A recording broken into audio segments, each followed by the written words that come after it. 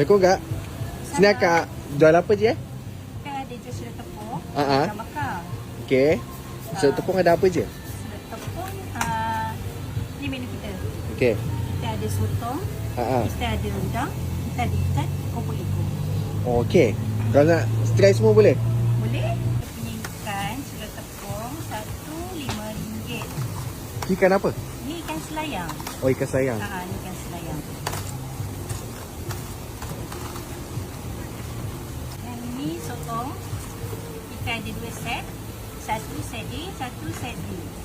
Set A tu untuk makan yang untuk orang yang lebih daripada 2 orang lah.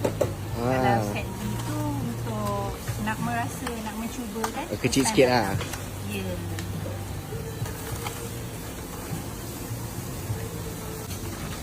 Yang ni pula udang. Kita akan bagi 5 lah. Untuk satu set RM15. RM12? Ya. Oh. Besar-besar je ni. Ya betul, RM15. Dia ikut pada peraya juga. Kalau kecil kita bagi 6. Oh, okey, faham.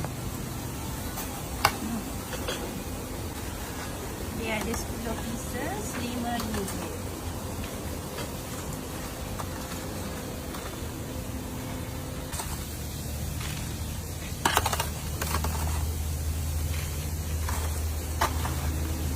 Yang special kat sini kita buat sos homemade sendiri. Kalau dekat Terengganu dia ada rasa manis sikit lah. Kalau kat Johor ni kita kurangkan manis. So ikut cita rasa Johor, orang-orang yang boleh makan kurang manis boleh.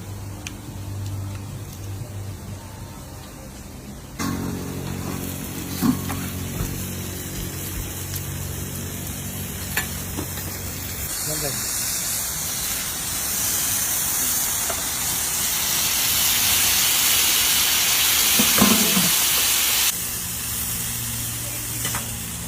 Duduk okey.